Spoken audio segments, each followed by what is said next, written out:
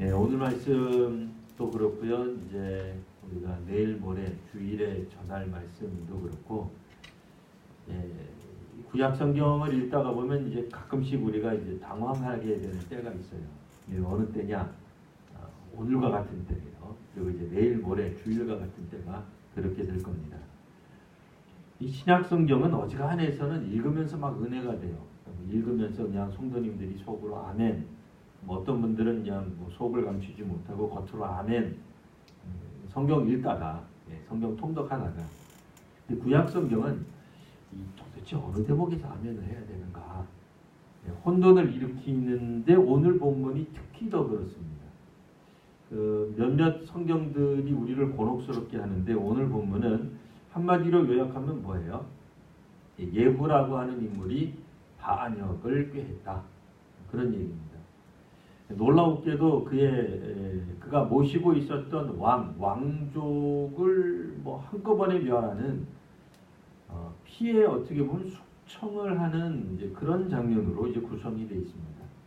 이제 우리가 이 말씀을 통해서 도대체 어떤 하나님의 음성을 들어야 되는지 한번 잠시 살펴보려고 하겠습니다. 14절 말씀 보시면 님시의 손자 여호사밧의 아들 예후, 이름이 길게 나와 있죠. 뭐 우리도 그렇습니다만 이름이 비슷한 사람들이 여러 있을 수 있습니다. 물론 예후라고 하는 군대 장관까지 한 사람이 많지는 않을 거예요. 그래도 님시의 손자 여호사밧의 아들 뭐 이쯤 되면 이거는 뭐 거의 한 사람밖에 안 나오겠죠. 그러니까 우리가 알고 있는 뭐 그 시대 말로 말하면 이런 겁니다. 우리가 알고 있는 바로 그 예후다. 예후의 아버지는 누구인지 여러분 아시죠? 할아버지가 누군지 다 알죠? 그 집안 예후. 그렇게 다 이야기하는 거예요. 뭐 우리가 뭐 암송하고 외우실 것까지는 없겠습니다만 이게 도대체 왜 이렇게까지 굳이 할아버지 때부터 이름이 열거되느냐? 할아버지가 유명해서 아버지가 위대해서 그런 게 아니고 도대체 어느 집안 사람인지를 분명하게 하려는 그런 의도가 있는 것입니다. 여하튼 우리는 그냥 간단하게 줄여서 예후 이렇게만 이야기를 하겠습니다. 요람을 배반하였습니다. 요람을 왜 배반했어요? 오늘 새벽에 읽은 말씀에 따르면 선지자가 보낸 선지자의 제자가 그에게 기름을 부으면서 하나님의 말씀을 증언했어요. 내가 차기 이스라엘 왕이 될 것이다. 이 말을 듣고는 예후가 이제 요람을 배반할 생각을 하게 됩니다. 왜냐하면 특별히 보통은 선지자가 예언을 하게 될 때에 혹은 기름을 부어 왕을 세울 때에 그냥 왕이 될 것이다 라고 얘기를 하지 선왕을 죽여라 제거해라 이런 말 거의 하지 않아요. 근데 예후에게는 선지자의 제자가 가서 냅다 그렇게 얘기한 거예요. 너는 선대왕, 선왕의 집을 몰살시켜야 된다. 세상에. 그래야 왕이 되는 거예요. 일전에 읽었던 열왕기 하에 나오는 어떤 아람의 왕이 된 사람이 있어요. 그 사람은 사실은 아람 왕이에요. 이번에는 이스라엘이 아니라 아람 왕이 병이 들었는데 그가 마지막 아픈데 보통 그가 그의 신을 찾을 것 같은데 여호와를 찾아요. 엘리사에게 사람을 보내가지고는 여호와 하나님이 과연 나를 살리실지 이 병에서 내가 낫게 될지 어떨지 알게 해달라고 이야기를 하세요. 여호와께서 뭐라고 말씀하세요? 너는 반드시 나을 것이다. 근데 그 다음에 듣도 보도 못한 말을 해요. 그런데 반드시 너는 죽을 것이다. 또 그렇게 얘기를 하시는 거예요. 아니 나으면 나았지 죽는 건 또 뭐예요?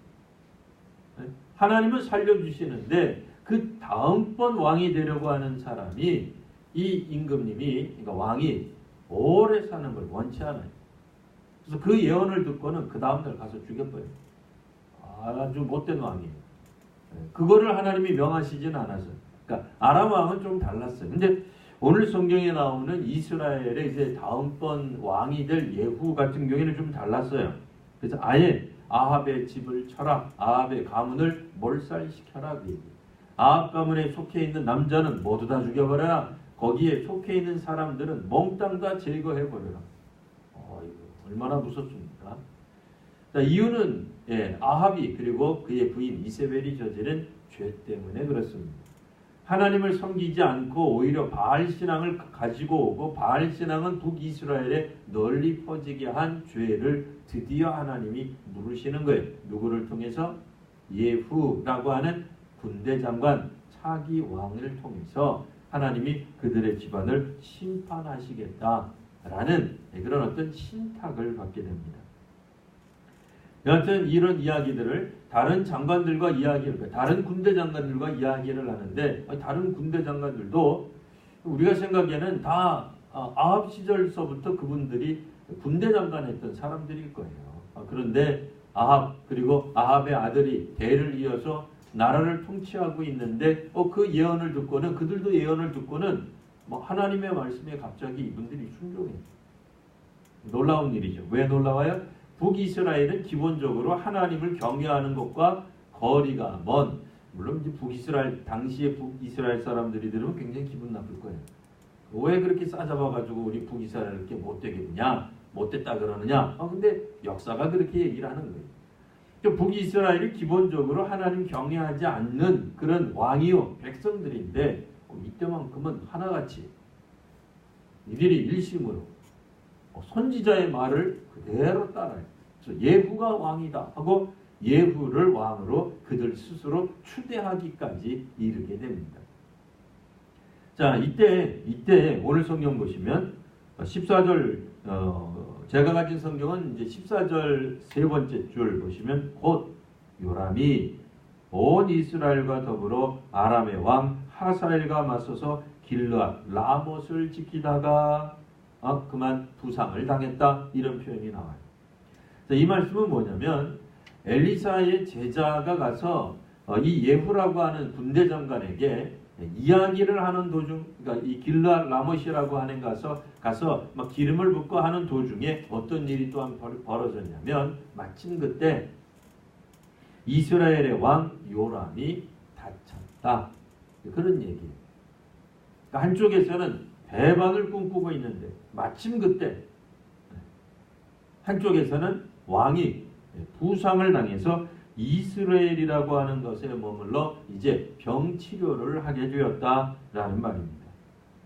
자, 여하튼 15절 말씀해 보시면 이제 아람의 왕 하사엘과 더불어 싸울 때 아람 사람에게 부상한 것을 치료하려 하여 이스라엘로 돌아왔던 때라.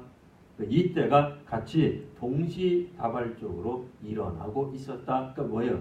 일이 되려고 하니까 임금님도 전쟁터에서 빠지게 되었다. 부상도 당했을 뿐 아니라 또 그 전쟁터에서 빠지게 되어서 이제 전쟁터에 남아있는 사람들은 누구예요? 예후를 중심으로 한 또 다른 군대 장관들 그리고 군사들이 남아있는 거예요. 그들이 이제 아람과 더불어 전투하고 있는데, 세상에 아람과 전투에 몰두해야 될 장군들이 모여서 뭘 하는 거예요? 모반을 계획하게 되었다라는 말입니다. 자, 그래서 이제 이야기하기를 한 사람도 이 성에서 도망하여 나가지 못하게 해라. 그나마 자기들 이야기겠죠. 누구라도 너희들 중에 우리 이게 뭐 정말 가하다고 생각하냐? 그러면 우리 모두가 다 서로를 이렇게 지켜보는 거예요. 왜냐면 누군가가 배신자가 나타나서 이스라엘로 가서 왕한테 왕이시여 큰일 났습니다. 장군들이 지금 제정신이 아닙니다.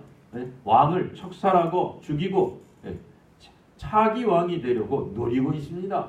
군사정변이 일어날 것 같습니다. 얘기해버리면 이게 이 쿠데타가 성공을 못하잖아요. 자기들끼리 이 말을 하는데 서로 마음이 합했다, 그 얘기예요. 이런 강조를 하고 있습니다만 누구 하나도 도망가서 야밤에 도망가서 왕에게 일러주는 이가 없었다라는 뜻도 되는 거예요. 뭐예요? 그만큼 아합의 아들들의 정치에 대해 신문이 난 거예요. 기가 막힌 거죠. 사실은 북이스라엘이 어떤 나라라고요? 역시 좀 한두 마디로 요약하니까 좀 미안하긴 합니다만 기본적으로 하나님 경외하는 거하고 거리가 먼 백성들이에요. 바알 신앙, 그러니까 하나님 경외 안 하는 거에 바알 신앙 좀 더 했다고 뭐가 더 그분들이 기분 나쁘겠어요? 근데 이분들이 이걸 악하다고 생각했어요. 아합은 악하다고, 자기들이 생각해도 악한 사람들이 있어요. 네? 그러니까 우리가 생각할 때는 악인들은 서로가 서로를 도울 것이다. 하나님 경외하는 사람들은 다 한 통 속일 것이다.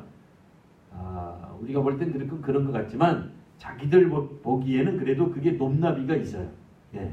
이 악인들도 저거는 상종 못할 악인 뭐 이게 있는 것 같아요.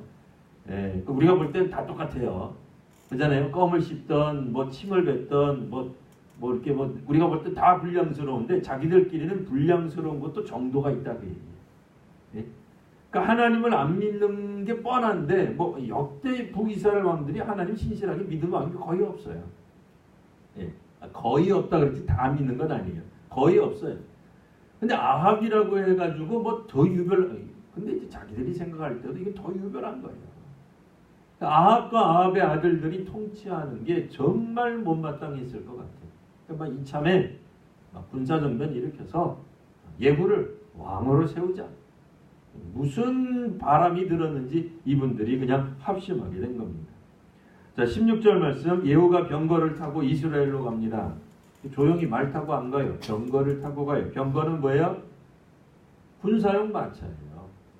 혼자 갔겠어요? 군대를 이끌고 갔겠죠. 군대 장관이 혼자 가겠어요? 그 말도 안 되죠. 네. 그 군대를 이끌고 간 거예요. 왜 그래요? 반역을 하려고 역모를 꾀하기 때문에 군대를 이끌고 가는 거죠.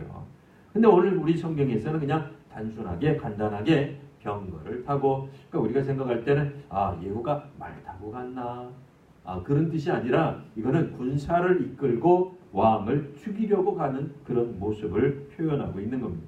근데 마침 그때 유다의 왕 아하시아는 요람을 보러 우리로 말하면 뭐예요? 병문안하러 내려와 있었다. 아하시아라는 인물이 또 갑자기 툭 하고 튀어나옵니다. 구약 성경은 참 도대체 인물도 그냥 뭐 미리 예고도 좀 해주지 말이야. 예고도 없이 그냥 아하시아. 우리가 아카시아는 잘 아는데 아하시아는 또 누구냐 이거예요.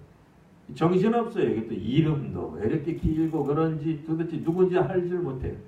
그래서 기본적으로 우리가 구약 성경을 통해서 알고 있는 바 북이스라엘과 남유다가 원래 사이가 좋겠어요? 나쁘겠어요? 나빠요. 나빠요. 우리랑 비슷해요. 북과 남이 원래 친해요? 나빠요.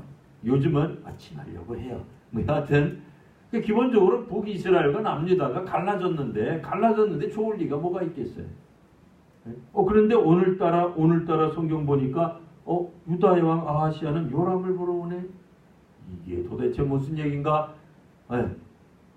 이 나중에 이제 우리가 또 앞뒤 성경을 읽어보시면 아시겠지만 아하시아 이 유다 왕인데 남유다인데 이 집 가문에 아합의 딸이 시집와 어머니가 되는 거예요. 이제 이 아하시아 왕은 어머니가 되는 거예요. 그러니까 뭐예요? 사실 알고 보면 아합의 가문이다라고 말할 수 있는 거예요. 그러니까 그날에 그들이 결혼으로 동맹을 맺었어요. 그래서 굉장히 친한 것처럼 보이는 거예요. 또 실제로 이 두 사람이 굉장히 친해요. 근데 구약 성경에서 볼 때 지금 분위기가 어디로 흘러가고 있는 거예요? 아합에 속해 있는 모든 남자들은 모든 사람들은 다 죽이려고 하는 그런 상황 가운데 하필이면 유다왕 아하시아가 사실은 좋은 뜻이에요. 이 사람 입장에서는 좋은 뜻으로 병문안에 오게 되었는데 왠지 좀 불안하죠? 이 불안한 거는 우리가 주일날 다시 살펴보기로 하고 어쨌든 계속해서 보겠습니다. 자, 이스라엘 망대의 파수꾼 하나가 떡하니 보는데 저쪽에서 웬 한 무리가 오는 겁니다. 그러니까 즉각적으로 보고를 했겠죠. 한 무리를 봅니다. 우리 독자들, 우리 성경을 읽는 독자들은 그 한 무리가 예후의 무리인 줄 알고 있습니다. 여하튼 망대에 있는 파수꾼은 멀리서 오니까 도대체 누구인지 모르겠으나 뭐 적어도 북이스라엘 깃발을 가지고 왔겠죠. 우리가 말하면 뭐 고구려다 그러면 삼조고 깃발 갖고 오듯이 저 멀리서 보기에도 저들의 복장이나 뭐 어떤 그런 모습들이 이스라엘인 것 같은데 뭐 여하튼 그 요람이 이렇게 얘기를 합니다. 한 사람을 말을 태워 보내어 맞이하라. 평안하냐 물어봐라. 저들이 전쟁에서 지고서 지금 오는 건지 도대체 아니면 무슨 일을 꾀하려고 오는 건지. 전쟁터에 나가 있는 군인이 갑자기 군사를 돌이켜서 온다. 옛날에 그랬잖아요. 이성계. 군사를 돌이켜 온다. 뭐 하려고 군사를 돌이켜서 옵니까? 나라를 전복시키려고 하니까 군사를 돌이켜서 오는 거죠. 전쟁터에 가야 될, 거기 가 있어야 될 장군과 군사들이 왜 수도로 오네? 왜 왕 있는 데로 오겠어요? 둘 중에 하나죠. 졌거나 패배한 거예요. 안 그러면은 뭐 저쪽에서부터 뭐 풍하고 울고 와야죠. 신나서 와야죠. 이미 전령이 왔었어야죠. 전령이 온 게 아니에요. 군대가 그냥 뭐 몰려드는 거 보면 이상한 거예요. 쫓겨나오거나 아니면 경험이 많은 왕은 알아요. 뭘 알아요? 저거 혹시 나 죽이려 오는 거 아닌가? 걱정이 돼요. 그래서 전령을 보냅니다. 말 태워 보냅니다. 왜 말 태워 보내겠어요? 여차하면 빨리 도망와야 될 거 아니에요. 빨리 도망가서 왕이시여 지금 뭐 난리 났습니다. 저 장군이 미쳤습니다. 그 얘기 해줘야 된단 말이에요. 근데 갔는데 이 예후가 뭐라고 해요? 이제 평안이 내게 무슨 상관이 있느냐? 내 뒤로 물러나라. 내 뒤를 따라와라 이거예요. 너 잠잡고 내 뒤를 따라와라. 무슨 분위기예요? 떠들면 죽을 줄 알아라. 이렇게 되는 거죠. 네가 말 타고 왕에게 돌아가 어린 반푼어치도 없는 소리 하지 말아라. 왜냐면 이 전령은 벌써 눈치챘을 거예요. 이게 패잔병이 아닌데 왜 오지? 전령도 안 보내고 장군이 왜 이 많은 군사를 이끌고 오지? 불안한 거예요. 이 온 전령을 아예 그냥 붙잡아 버렸어요. 예후가 너 가긴 어딜 가? 내 뒤를 따라. 내 앞에 가면 죽는 거예요. 그거는. 자, 그래서 이제 안 온다 이거예요. 파수꾼이 아무리 기다려도 안 오니까 임금님 안 옵니다.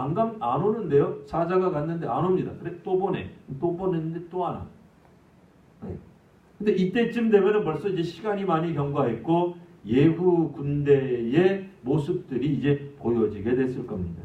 20절 보시면 파수꾼이 또 전하여 이르되 그도 그들에게까지 갔으나 돌아오지 아니하고 그 병거 모는 것이 누군가가 오긴 오는데 병거 모는 것이 꼭 예후가 모는 것 같이 뭐라고 나와 있어요? 그 다음 9절 미치게 모나이다. 오늘날도 운전하는 사람들 보면요, 저 어지간하면은 다시 운전 면허를 좀 땄으면 하는 사람들이 있어요. 얼마나 과격하게 운전하는지 우리가 이제 농담삼아 말을 할 때 뭐라 그러죠? 말 타듯이 운전하는 사람들이 있어요. 뭐 정신없어요. 그냥 동해 번쩍 서해 번쩍 여기 나타났다 저기 나타났다가 그냥 지 마음대로 그냥 가버리는. 좋게 말하면 병거 모는 솜씨가 무지하게 좋은 거예요. 좋게 말하면. 근데 나쁘게 말하면 아주 고약스러운 거예요. 근데 이게 정평이 나 있었던 것 같아요. 예후라고 하는 군대 장관이 병거 모는 솜씨가 워낙 유명했던 것 같아요. 그러니까 오죽하면 파수꾼이 화수를 보다가 저거 아무래도 예후가 모는 것 같습니다. 재미있는 거는 그의 이 병거 모는 것을 미치게 모나이, 미친 사람 같습니다. 라는 표현이 나온다는 거예요. 사실 9장에서는 미친 사람이라고 불리웠던 사람이 한 사람 더 있었어요. 선지자의 제자가 그랬어요. 예후에게 기름을 붓고 당신이 왕이 될 겁니다 라고 말하고는 냅다 도망간 선지자의 제자가 있어요. 그 행색이 얼마나 허둥지둥 냈는지 도망가기 얼마나 바빴는지 다른 군대 장관들이 보고는 예후 장군 아까 장군을 만났던 그 미친 사람은 어디 갔습니까? 이런 질문이 나와요. 이 9장에 보시면 그 사람이 도대체 뭐라고 합니까? 그러니까 선지자인 줄 알긴 안 거예요. 모르는 건 아니에요. 근데 워낙 정신없이 도망을 가버리니까 그 사람도 미친 사람 같습니다. 어쨌든 9장에서는 미친 사람 두 사람이 나와요. 이것도 그냥 우연히 썼다고 보기에는 조금 우리가 한 번 더 생각해 봐야 될 것 같습니다. 여하튼 이제 요람이 이제 그 말을 듣고는 자 21절 메우라 이런 말을 합니다. 요즘은 이런 말 잘 안 쓰죠. 메우라, 땅을 메우라는 건 뭐예요 도대체? 가마를 메우라, 그런 병거를 메운지라, 그렇죠? 병거를 준비한 것, 병거를 준비하는 것을 메우라. 요즘은 좀 잘 쓰는 단어가 아니어서 저를 포함해서 좀 더 젊은 사람들은 이게 메우라, 이게 도대체 땅을 메꾸라는 건지 메우라는 게 무슨 뜻인가 이렇게 할 수 있는데, 이렇게 병거를 준비해서 마부가 이렇게 준비하고 있는 그런 상태들 이런 걸 말을 하는 겁니다. 여하튼 이스라엘 왕과 유다 왕이 각각 자기 병거를 타고는 예후를 맞이하러 갑니다. 아마도 그만큼 예후와 친밀했다 이렇게 우리가 생각해 볼 수 있습니다. 자, 근데 이제 중요한 게 나옵니다. 중요한 게 나올 땐 어떻게 해야 된다고요? 펜을 들어서 밑줄을 치거나 네모를 치셔야 됩니다. 이유는 시험에 나오기 때문에 그렇습니다. 자, 어디가 가장 중요하냐? 자, 예후를 맞을 때 어디서 만나느냐? 만나는 장소 어디예요? 만나는 장소 21절 뭐라고 기록되어 있습니까? 한번 우리 먼저 찾으신 분이 읽어주세요. 21절에 어디서 만났다고요? 이스라엘 사람 나봇의 토지에서 만나네. 자, 밑줄 칠 부분 나봇의 토지.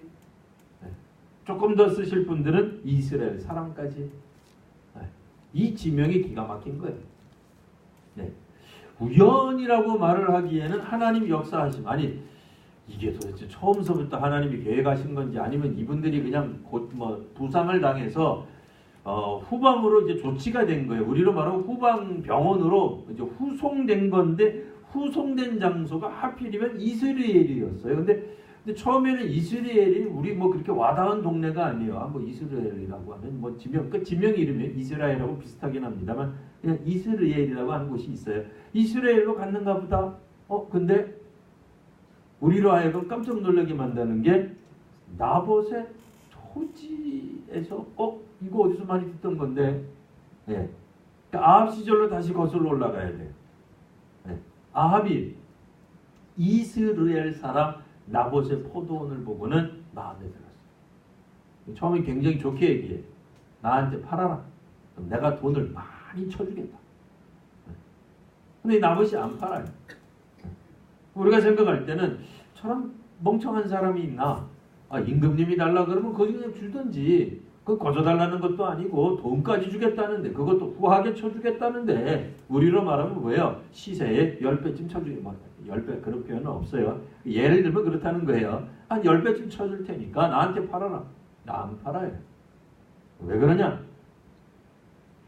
기본적으로 이스라엘 사람들에게 주어진 토지는 하나님이 주신 거예요. 하나님이 그 백성들에게 각 지파별로 그 가문별로 주신 것이기 때문에 근원적으로 소유는 하나님입니다. 그러니 하나님이 주신 것을 함부로 사람들이 매매할 수 없다라고 생각을 했어요. 구약 성경에는 함부로 지계석을 옮기지 말라고 되어 있어요. 우리로 말하면 뭐예요? 지족도에 있는 대로 너희 집 짓고 살아라 그 얘기예요. 남의 땅에다가 함부로 집 짓고 건물 짓고 남의 땅에다가 금 밟고 넘어가지 말아라 그 얘기예요. 왜요? 그만큼 그들에게 먹고 살 만큼 하나님이 충분히 주셨기 때문에 그래요. 남의 것에 욕심내는 것 자체가 십계명을 어기는 것도 되고, 그것은 하나님을 경멸하는 행위. 왜? 하나님이 충분히 주셨기 때문에. 그러니 남의 것을 빼앗을 이유가 없어요. 근데 아합이 이 나봇이라는 사람이 안 주니까 막 고민에 빠져요. 근데 그 부인이 꾀를 하나 내요. 여기서 제가 꾀라고 표현했지만 꾀라기보다는 아주 사악한 지혜를 내요. 소문을 내라는 거예요. 여호와를 모욕했다고. 그가 여호와를 모욕했다고 얘기를 해라. 소문이 그냥 삽시간에 퍼지게 만들어 놓고는 우리로 말하면 마을 재판에 회부가 돼요. 자기 변명도 못하고 그냥 죽이게 돼요. 사람들이. 이상한 증인이 나타나가지고, 말도 안 되는 증인이죠. 돈 주고 산 거죠.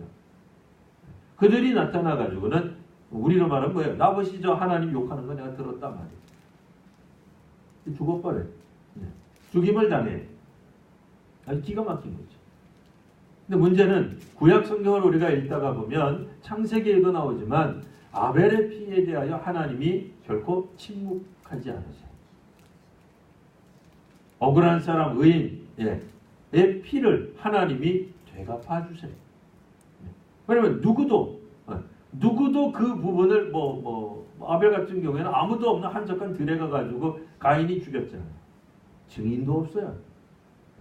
누가 그 억울함을 풀어주겠어요? 하나님만이 풀어주실 수 있는 거죠.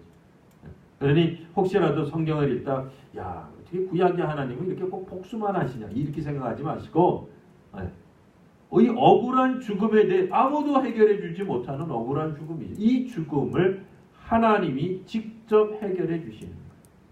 그러니 이제 가인 입장에서 보면은 이건 황당하겠죠. 야 이거 하나님이 나한테 보복을 하네.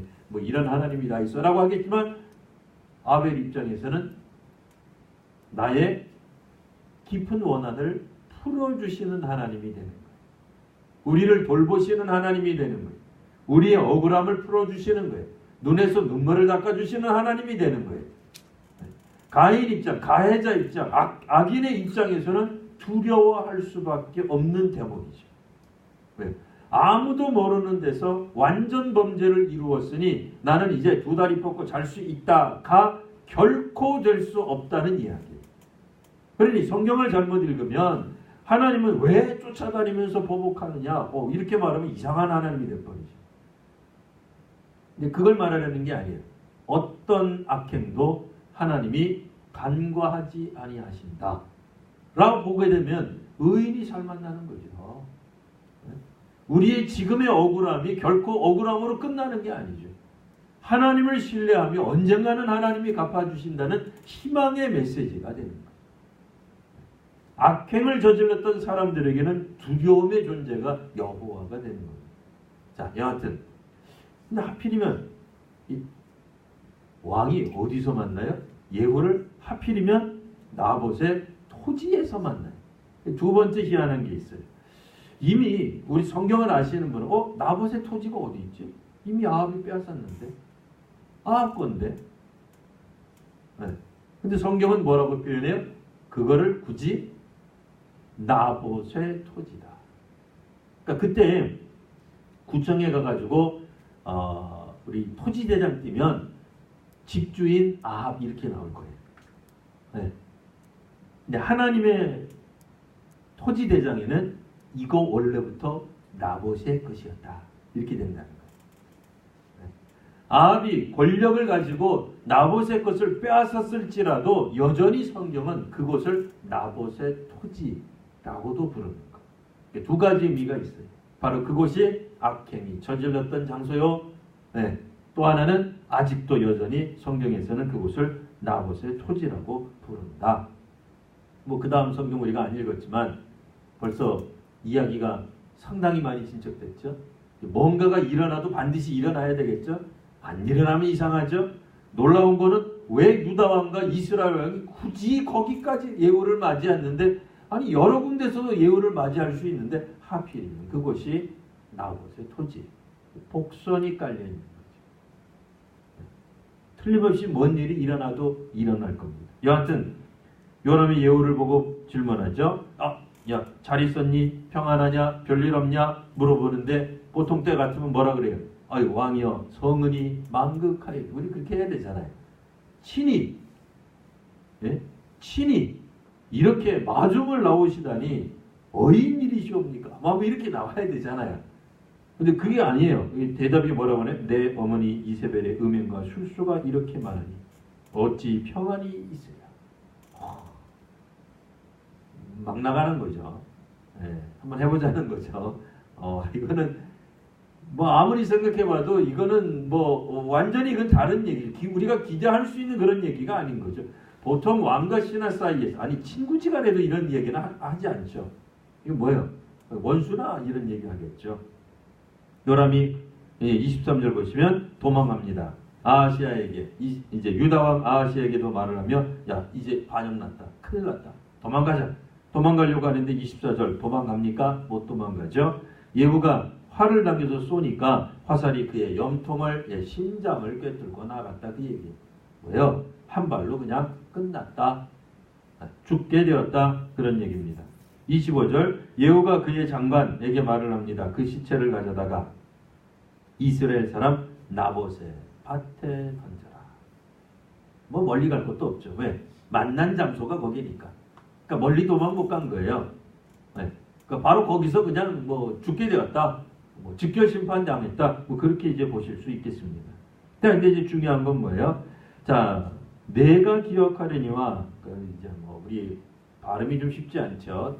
내나 이제 비슷해서 어쨌든 뭐 내가 기억하려니와 이전에 너와 내가 함께 타고 그의 아버지 아합을 쫓았을 때에 이제 발음을 또 주의하셔야 돼. 쫓았을 때는 아니고 쫓는 것은 경찰이 도둑을 쫓을 때 쫓아가는 거고요. 쫓아갔을 때는 따라가다. 어떻게 따라가다? 뒤 따라가다. 뭐 뒤 따라가는 거지만 졸래 따라가는 거예요. 한편으로 따라가는 거예요. 네. 다른 편 쫓아가는 건 뭐예요? 냅다 앞차를 뒤쫓아가는 거는 뒤쫓아가는 거예요. 행렬을 지어서 가는 건 쫓아가는 거예요.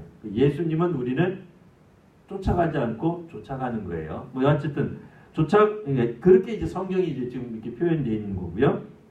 아합을 쫓았을 때에 그러니까 아합과 함께 더불어 옛날에 돌아다니고 뭐 전쟁도 하고 뭐 이런 거 한 거예요. 이때는 사이 좋아한 거예요. 자, 여호와께서 그의 일을 대하여 이렇게 말씀하셨다. 26절 여호와께서 말씀하시기를 내가 어제 나봇의 피와 그의 아들들의 피를 분명히 보았다. 또 여호와께서 말씀하시기를 이 토지에서 내게 갚으리라. 자, 그러니 오늘의 요약 예후는 반역을 일으켰는데 이것은 자기가 왕이 빨리 되려고 반역을 한 게 아니라 하나님의 뜻을 실천한 것이다 라고 온 동네방네에 천명하는 것입니다. 하나님의 말씀에 대해 다시 한번 이야기해 줌으로써 자신의 반역, 모반 이것이 영모가 자기가 왕이 되고 싶어하는 마음 때문에 몇몇 사람들 모아가지고 영모를 꾀한 것이 아니라 하나님의 심판이었습니다를 이제 설명하고 있는 말씀입니다. 오늘 말씀 우리가 다시 이제 한번 간략하게 요약을 해보겠습니다. 특별히 오늘 성경에도 보시면 요람 왕이 군대 장관이었던 예후를 만난 곳이 어디였다고요? 나봇의 토지라고 하는 곳입니다. 참 우연이라고 말을 하기에는 너무 이거 뭐 필연적인 장소가 되는 거예요. 자기가 자기 죽을 자리로 가게 된 거예요. 물론 자기가 나봇의 포도원을 빼앗은 건 아닙니다. 아버지 때 아합 시절에 나봇의 포도원을 빼앗은 것입니다. 근데 아합이 죽기 전에 그래도 약간은 하나님께 회개하는 장면이 나와요. 그래서 하나님이 즉각적으로 아합을 죽이시지 않으셨어요. 그의 목숨을 취하지 않으셨어요. 그러나 결국 그의 아들 때에 이르러서 이 일들이 벌어지게 되는데 이것은 뭐 한편으로는 아버지 때의 과거의 잘못을 이때 보응한다 이렇게 볼 수도 있지만 그 아들의 때에 이르러서 여전히 아합의 잘못을 그 아들도 똑같이 저지르고 있기 때문에 결국엔 하나님이 아합 가문을 멸절시키라는 말씀을 한 것으로 우리가 살펴볼 수 있겠습니다. 여하튼 또 한 가지 예후가 요람을 배반하고 있을 때 또 어떤 일이 벌어졌다고요? 요람 왕이 나아가서 전투에서 하필이면 그때 부상을 당했다라고 하는 얘기입니다. 이 두 가지 사건 다 어떻게 보면 우연이라고 말을 하기에는 너무나 시간이 딱딱 맞아 떨어지고 있다. 마치 정말 이거는 하나님이 하시지 않고서는 일어날 수 없는 일이 일어났구나 라고 하는 점을 우리가 살펴보게 되는 것입니다. 오늘 우리가 이 땅 위에서 살아갈 때 하나님은 하나님의 사람들을 반드시 지키시고 인도하여 주십니다. 또한 한편으로는 악한 이들을 하나님께서 반드시 징계하시고 심판도 하십니다. 이와 같은 때를 어떻게 알 수 있느냐? 하나님이 정하시고 하나님이 인도하시는 때가 있습니다. 지혜 있는 자들은 하나님이 하시는 때를 잘 살펴볼 수 있게 될 것입니다. 깨어서 기도하고 하나님이 어떤 그 역사를 하고 계신지 또 깨달을 수 있는 우리 귀한 성도님들 되시기를 바랍니다. 이 시간 우리 같이